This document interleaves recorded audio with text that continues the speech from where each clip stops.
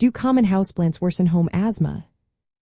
Imagine turning your living space into a lush oasis, but wondering if your favorite houseplants might be making your asthma worse.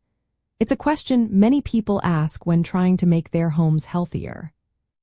Some common houseplants can indeed trigger asthma symptoms, but it depends on the plant and how you care for it.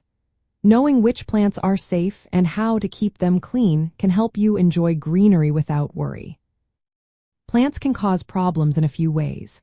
Pollen from flowering plants is a major trigger because it gets into the air and can inflame your airways.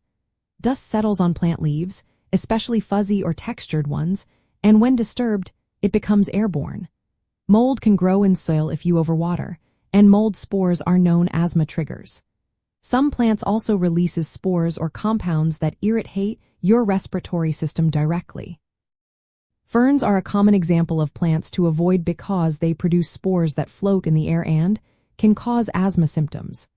African violets have fuzzy leaves that trap dust and often carry high pollen loads, making them unsuitable for asthma sufferers.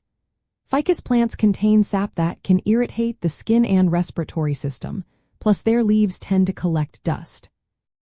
Flowering plants like chrysanthemums, orchids, lilies, hyacinths, sunflowers, and chamomile produce a lot of pollen, which can worsen asthma. Male palms releases pollen into the air, so it's best to avoid them, but female palms with fruit are safer. On the other hand, many houseplants are better choices for homes where asthma is a concern. Peace lilies are great because they remove airborne toxins and do not produce pollen. Pothos, or devil's ivy, is a vine that doesn't contribute to pollen levels. Bamboo palms help add humidity, which can be helpful during dry winter months.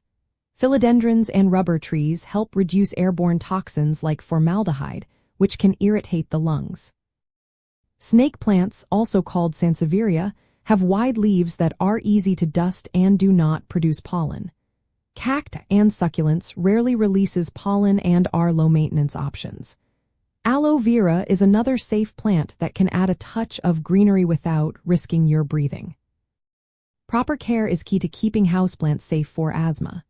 Dust the leaves weekly with a damp cloth to remove particles that could become airborne. Avoid overwatering because excess moisture promotes mold growth in soil. Use soil that is peat-free to reduce mold risk. When handling or repotting plants, wear gloves to prevent contact with irritants. Installing a good quality air filter helps capture pollen and airborne particles that plants might release. Creating a home that is friendly for asthma involves more than just choosing the right plants.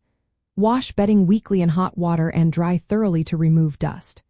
Pick plants with large leaves that don't trap dust easily. Avoid plants that relying on wind pollination, as they tend to release more pollen indoors. Also, steer clear of bringing in living Christmas trees, as they can shed pollen and needles.